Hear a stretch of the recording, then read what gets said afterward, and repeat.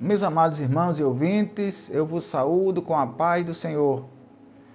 Com alegria chego mais a uma oportunidade de estar com vocês, agradecendo pela sua gentileza, por ter acompanhado até agora os nossos vídeos, ter compartilhado com seus amigos, seus irmãos, seus parentes e recomendado a alguns que não estejam inscritos, que se inscrevam para que possam também receber as mensagens do Evangelho, aquilo que temos nos esforçado e que o Espírito Santo tem nos ajudado a fazer para o enlevo espiritual de cada um daqueles que nos assistem. Convido-vos para lermos um versículo na palavra do Senhor que está escrito no Evangelho segundo Lucas, capítulo 18, versículo 40. Então Jesus, parando, mandou que lhe o trouxessem, e chegando ele, perguntou-lhe, dizendo, que queres que eu te faça? E ele disse, Senhor, que eu veja. E Jesus lhe disse, vê, a tua fé te salvou. Quem é esse cego de Jericó? E por que Jesus se interessou por ele? Apesar de estar ali com a grande multidão, ainda teve oportunidade de atender o clamor deste pobre mendigo que estava à beira do caminho.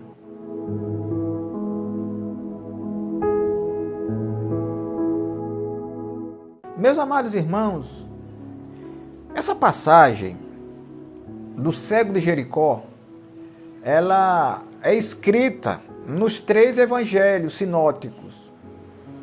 Tanto Mateus, quanto Marcos, quanto Lucas falam dessa passagem. Há algumas diferenças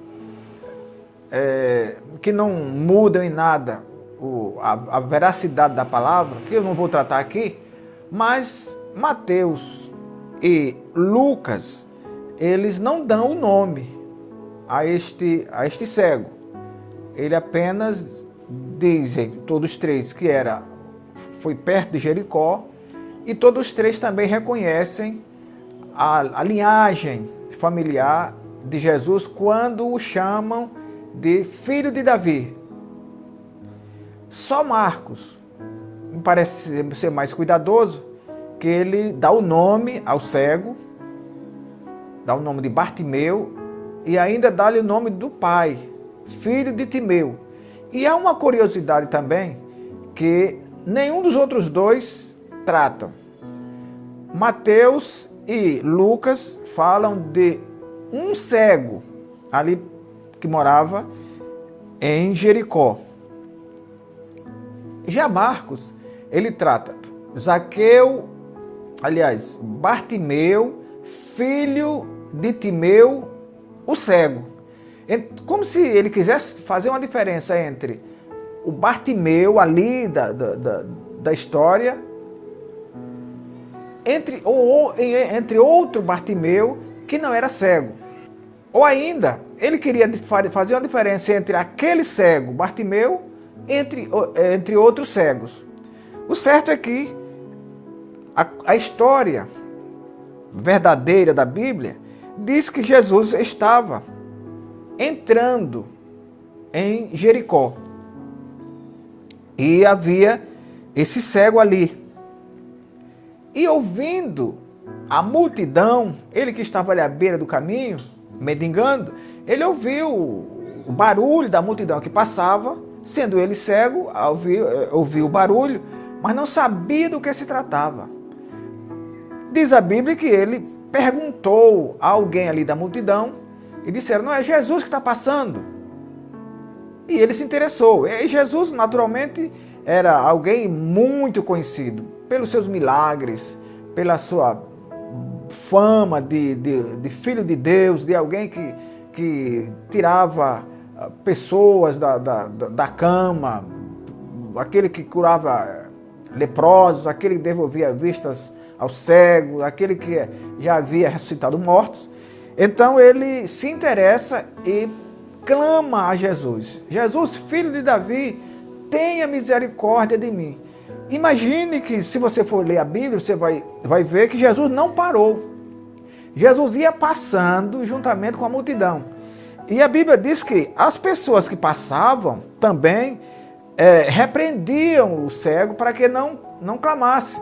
Como se dizendo que Jesus não ia parar para dar atenção a um cego que estava ali à beira do caminho. Diz a Bíblia que aquele homem que não tinha naturalmente visão, não via a ninguém, mas ele tinha a percepção do tempo. E ele sabia que aquele não era o momento dele ficar discutindo com quem estava passando.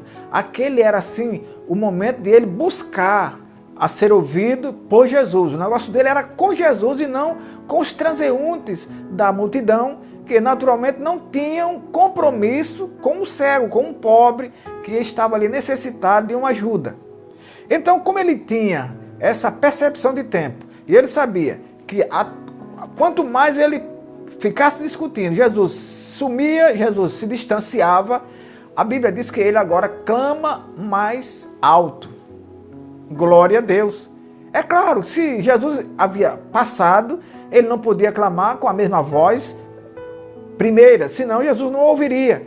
E a Bíblia diz que ele então clama mais alto. E ele tem mais uma coisa, ele, como a frase mais curta é melhor de ser ouvida ou entendida, no primeiro chamamento ele diz: Jesus, filho de Davi, tem misericórdia de mim. No segundo ele só disse: filho de Davi, tenha misericórdia de mim. Glória a Deus.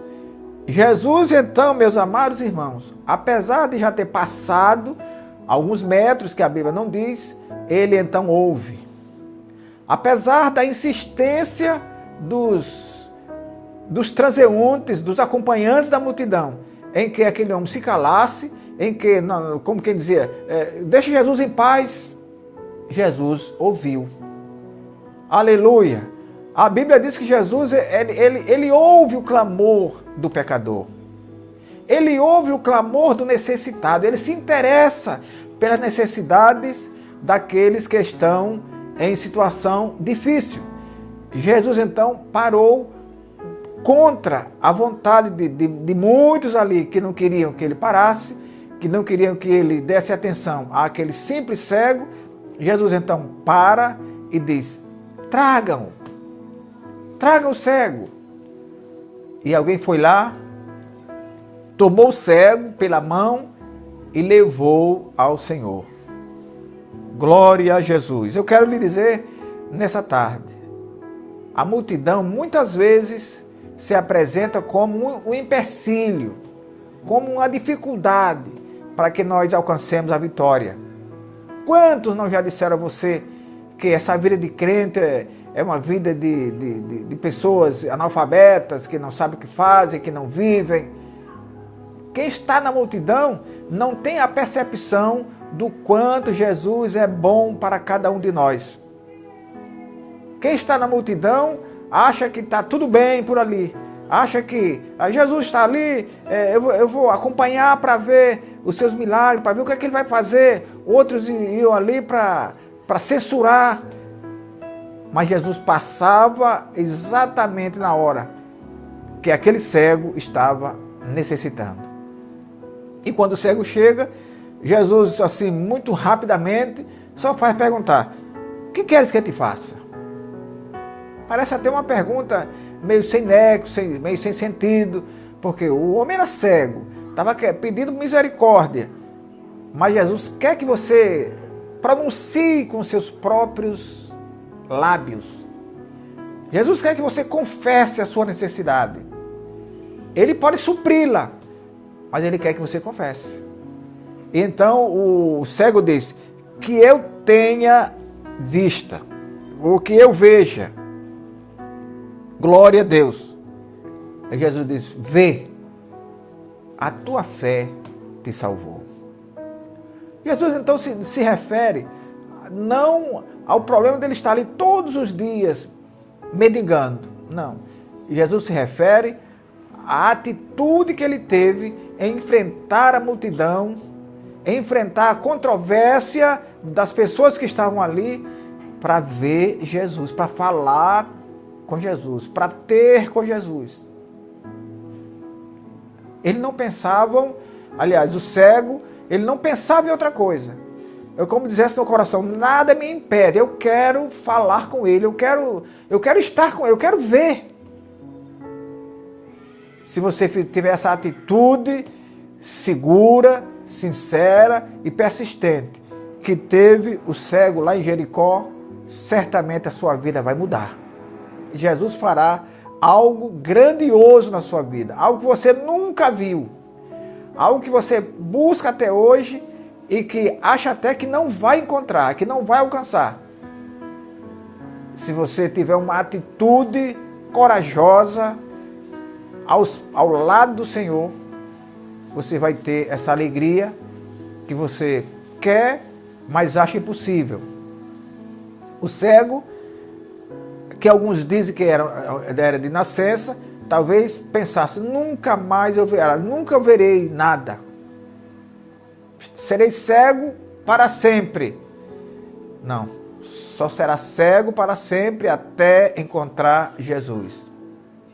Os seus problemas só são insolúveis até que você encontre Jesus.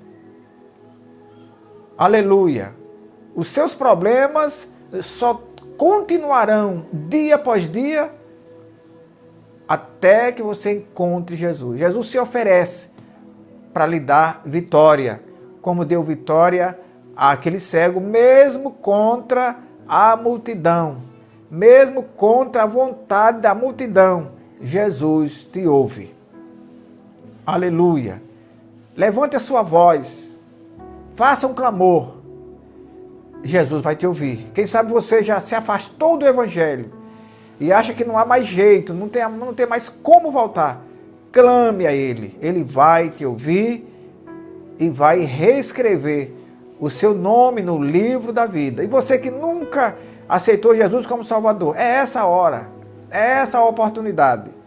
Clame por Ele. Mesmo que o seu pai não queira, mesmo que sua mãe não queira, os seus amigos não queiram, a sua alma deseja, a sua alma precisa que você aceite Jesus como Salvador. Que o Senhor nos abençoe e nos guarde. E até o nosso próximo encontro. Inclinai os vossos ouvidos e vinde a mim, ouvi e a vossa alma viverá.